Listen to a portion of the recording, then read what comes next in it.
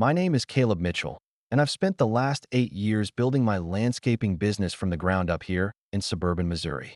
It's not a glamorous life, but it's honest work that lets me create beauty in people's yards while paying the bills. That's how I met Willow, my wife of 5 years. Or at least she was until everything fell apart, that I remember the day we met like it was yesterday. I was working on old Mrs. Henderson's garden when a striking woman with auburn hair and hazel eyes walked past with a rescue dog on a leash. She stopped to admire the rose bushes I had just planted, and we started talking. Willow had this infectious laugh that could light up the darkest day, and her passion for animals was evident in the way she spoke about her job as a veterinary assistant at the local clinic. Our courtship was simple but perfect. Weekend picnics in the park, movie nights at home, and long walks with her rescue dogs. We weren't rich, but we were happy. After 2 years of dating, we got married in a small ceremony in her parents' backyard, the same backyard where I had proposed while planting her favorite flowers, purple coneflowers that we settled into a modest rental house on Maple Street. It wasn't much, but it had a decent-sized yard that I transformed into our own little paradise. Willow would often join me in the garden after her shifts at the clinic, her scrubs covered in fur and her eyes tired but always sparkling when she talked about the animals she helped that day. She had this way of tucking her hair behind her ear when she was excited about something, a habit that I found endearing from day one. Our life together was comfortable and routine, but never boring. I'd wake up at dawn to handle my clients' yards, while Willow would head to the clinic by 8 a.m. We'd text throughout the day, silly memes, lunch break updates, and plans for dinner. Weekends were for home improvements, Netflix marathons, and barbecues with our small circle of friends. Looking back, I should have noticed when things started to change. It was subtle at first, so subtle that I dismissed the signs as normal relationship evolution. Willow started staying later at the clinic, claiming they were short-staffed. She bought new clothes, changed her hairstyle, and spent more time at the gym. I was proud of her for taking care of herself, never suspecting these changes meant something else entirely. The day everything changed started like any other. I was trimming the Johnson's hedges when Willow texted that she'd be working late again, the third time that week. It was early October, and the leaves were just starting to turn. I remember thinking how the golden light of sunset made everything look more beautiful, even as it cast long shadows across the lawns I tended. That evening, I decided to surprise her with dinner at the clinic. She'd been working so hard lately, and I wanted to show her I appreciated her dedication. I picked up her favorite Thai food and headed to her workplace, my truck filled with the smell of pad Thai and green curry. The parking lot was nearly empty when I arrived, just a few cars I didn't recognize. The clinic's lights were on, but something felt off that I walked in through the front door, takeout bags in hand, ready to see my wife's surprised smile. Instead, I found Jenny, the receptionist, looking at me with an expression I couldn't quite read. "Oh, Caleb, Willow left about an hour ago," she said, avoiding eye contact. She said she wasn't feeling well. That moment, standing there, with cooling Thai food in my hands, soil still under my fingernails from a day's work, was when the first crack appeared in my perfect picture. It wasn't just that Willow had lied about working late. It was the way Jenny couldn't meet my eyes, the unfamiliar cars in the parking lot, and the growing pit in my stomach that told me something was very, very wrong. That I drove home that night, with the untouched food beside me, my mind racing with possibilities I didn't want to consider. Our small house came into view, dark and quiet. Willow's car wasn't in the driveway. I sat in my truck for a long time, watching the shadows grow longer, wondering how many other things I had missed while tending to everyone else's gardens but my own. Little did I know, this was just the beginning of a story that would uproot everything I thought I knew about my life, my marriage, and the woman I had promised to love forever. That night, Willow came home around 10 p.m., her cheeks flushed and hair slightly disheveled. When I asked where she'd been, she casually mentioned getting drinks with coworkers after feeling better. The Thai food sat untouched in the fridge, a silent witness to her first obvious lie.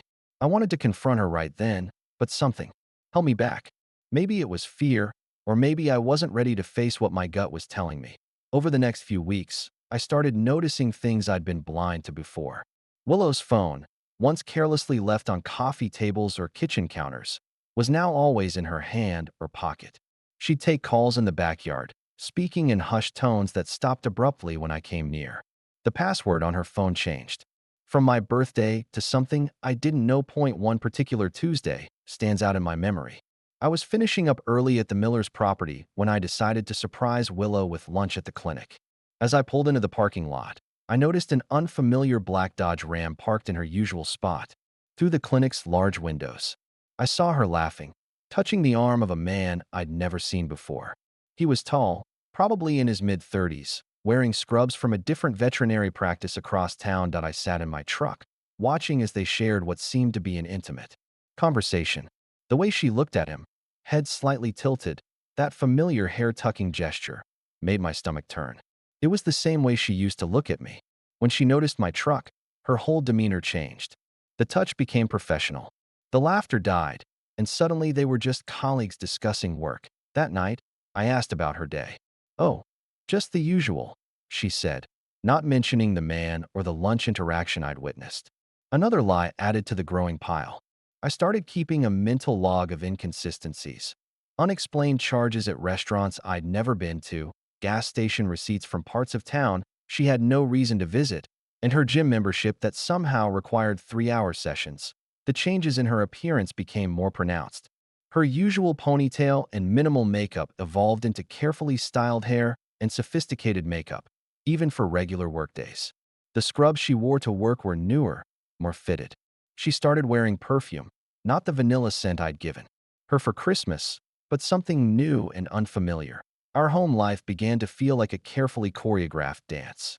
She'd tell me about difficult surgeries at work, about emergency cases that kept her late, but the details were always vague. When I tried to dig deeper, she'd redirect the conversation or suddenly remember something she needed to do.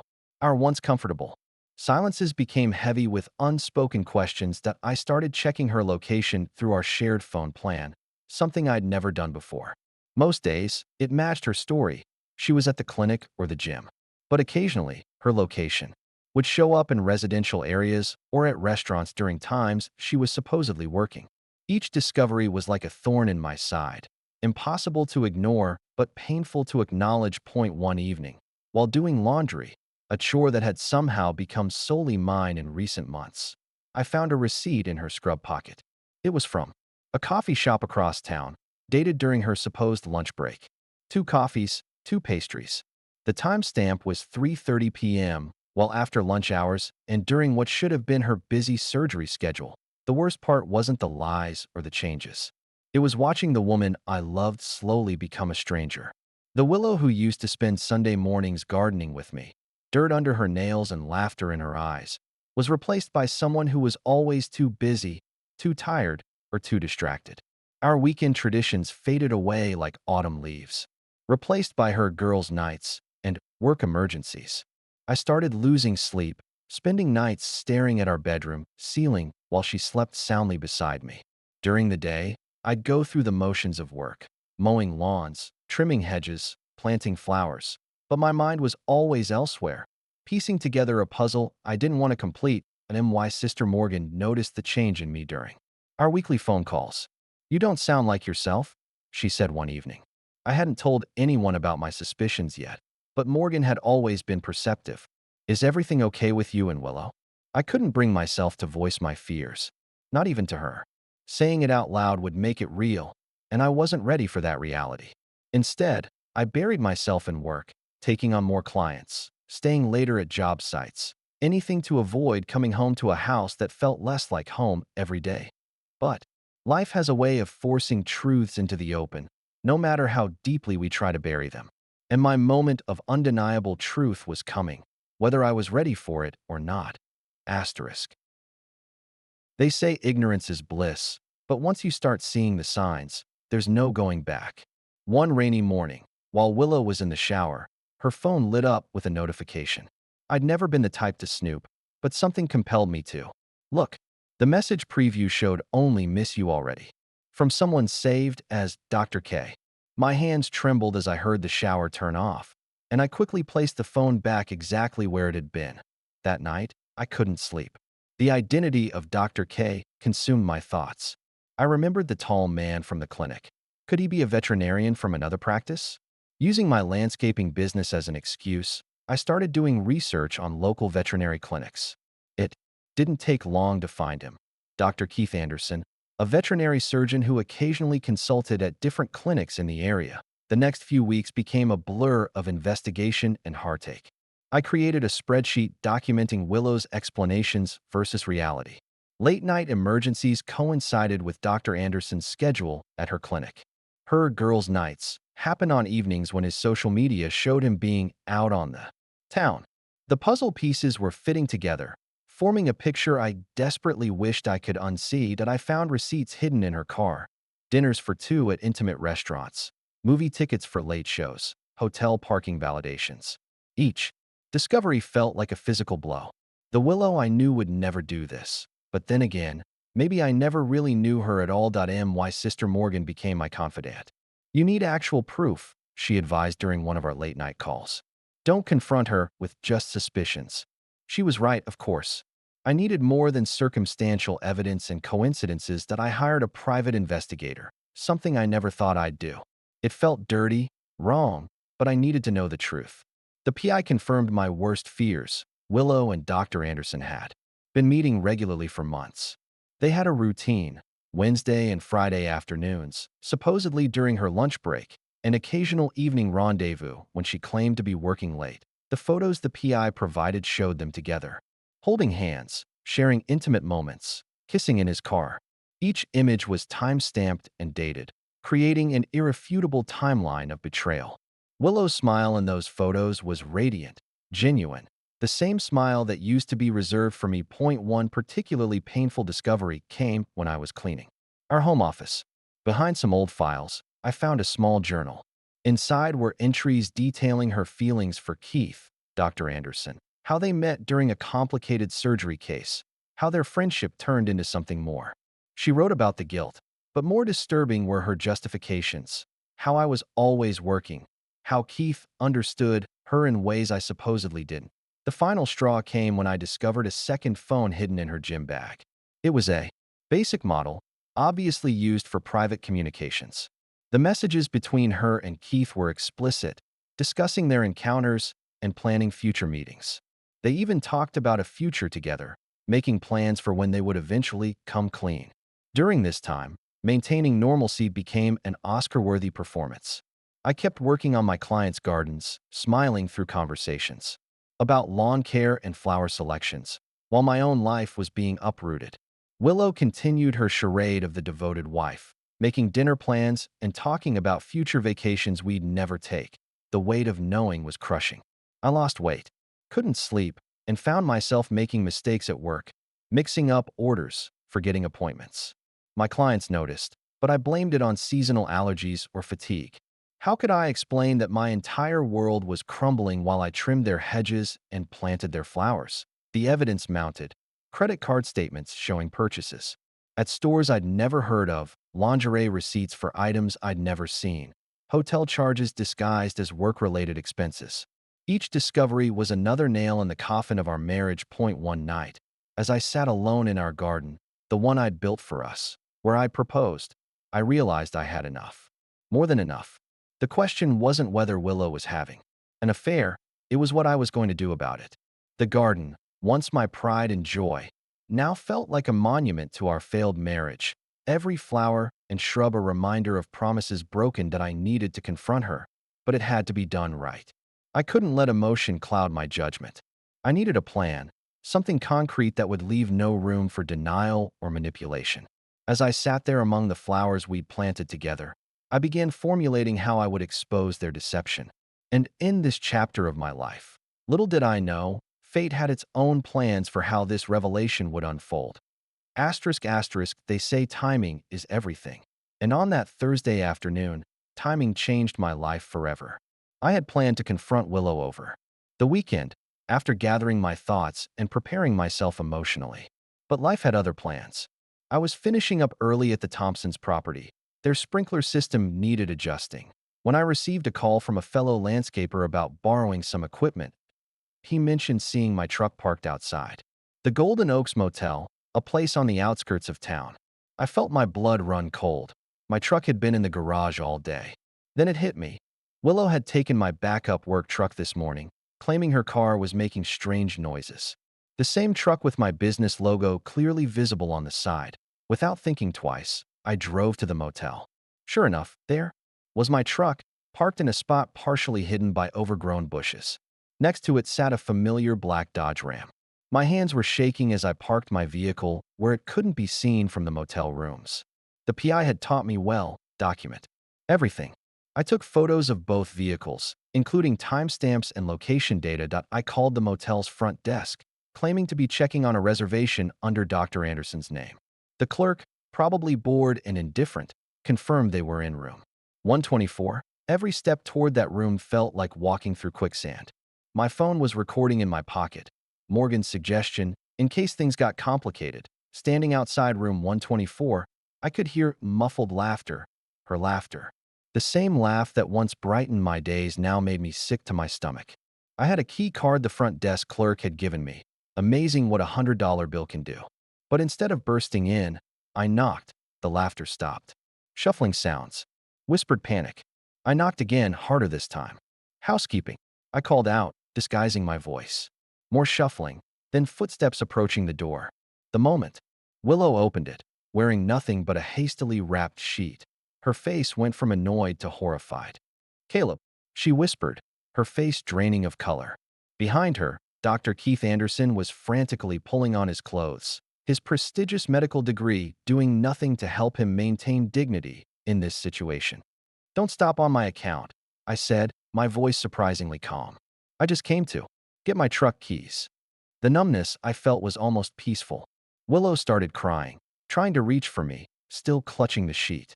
Caleb, please, I can explain. Explain what? I asked, stepping into the room. Explain how you've been lying to me for months? How you've been sleeping with him in cheap motels while I work to build our future? Or maybe explain the second phone, the hidden receipts, the fake work emergencies. Keith tried to step in. Listen, man, this isn't what you think. I cut him off with a laugh that surprised even me. Dr. Anderson, I know exactly what this is. I have photos, text messages, hotel receipts, and now this lovely scene to add to my collection. I suggest you stay quiet. Willow was fully crying now, mascara running down her face. I never meant to hurt you, she sobbed. The cliché of her. Words struck me as almost funny. You never meant to hurt me? You wrote in your journal about planning a future with him. You calculated this, Willow. You orchestrated every lie. I took out my phone, stopped the recording, and sent it to my email and my lawyer's address. Another piece of advice from Morgan. The truck keys, I said, holding out my hand. Willow fumbled through her discarded clothes, hands trembling as she handed them over. I'll have my sister pack your things, I said. Don't come to the house. Any communication can go through our lawyers. I turned to leave, then stopped. Oh, and Dr. Anderson? My friend at the State Veterinary Board would be very interested in hearing about how you use your consulting visits at different clinics to pursue married women. The drive home was surreal. The late afternoon sun cast long shadows across the road, and I found myself focusing on mundane details. A broken traffic light, a dog walker on the sidewalk, the way the trees swayed in the breeze. Anything to keep from thinking about what had just happened at home. I walked through our garden, looking at each plant I had carefully chosen and tended. The purple coneflowers where I had proposed. The rose bushes we planted after our honeymoon. The herb garden she had insisted on but never used. Each one held a memory that now felt poisoned. I called Morgan, who came over immediately. As she helped me pack Willow's things into boxes, she didn't say, I told you so, or offer empty platitudes. She just worked silently, efficiently, occasionally squeezing my shoulder when she found something particularly painful. Their wedding album. Birthday cards, photos from happier times. Asterisk. That night, as I sat alone in my house, surrounded by boxes of Willow's life, I felt something unexpected, relief. The weight of suspicion and investigation lifted, replaced by the clean pain of certainty. The garden of lies had been exposed, and though the ground was scorched, I knew that eventually, new things could grow. Asterisk, asterisk, the days following the motel confrontation passed in a blur of legal meetings and uncomfortable conversations. Willow tried reaching out multiple times, calls, texts, even a tearful visit to one of my job sites that ended with my client, Mrs. Peterson, threatening to call the police. The woman I had loved for years had become a stranger, someone who could switch between remorse and manipulation in the blink of an eye. Word spread quickly in our small community. The veterinary clinic where Willow worked became a hotbed of gossip. Jenny, the receptionist who had covered for Willow's lies, sent me an apologetic email explaining how she'd felt trapped between loyalty to a coworker and knowing what was right. Dr. Anderson, I learned, had been asked to find other consulting arrangements. The hardest part was facing our families. Willow's parents, who had treated me like a son for years, came to the house one Sunday afternoon. Her mother cried. Her father looked aged beyond his years. They didn't defend their daughter's actions, but pleaded for me to consider marriage counseling. I showed them some of the evidence, the journal entries, the photos, the planned future. With Keith, they left quietly, their disappointment palpable. My own parents were a different story. My father, a man of few words, simply said, "You deserve better, son." My mother, however, went into protective mode. She wanted to confront Willow, to demand explanations, to defend her boy. Morgan had to physically stop her from driving to the motel that day. Their support meant everything, but it also made the reality of my situation more painful. The divorce proceedings began, and with them came the ugly task of dividing 5 years of shared life. Our modest savings, furniture, wedding gifts, everything had to be cataloged and split. The lawyers suggested selling the house, but I couldn't do it. This was my home, my garden, my sanctuary. Instead, I refinanced, buying out Willow's share. With help from my parents, the financial strain was significant. Between lawyer fees, refinancing costs, and the sudden shift to a single income, I had to take on extra landscaping jobs. I worked longer hours, sometimes under solar-powered lights in clients' yards, just to keep up with the demands.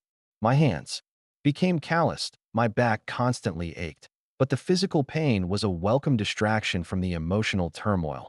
Social media became a battlefield. Willow posted vague, emotional statements about mistakes and forgiveness, garnering sympathy from people who didn't know the whole story. I took the high road, deactivating my accounts and focusing on reality rather than the digital drama. Still, friends would screenshot her posts and send them to me, each one a fresh wound in my healing process. The worst moments were the quiet ones.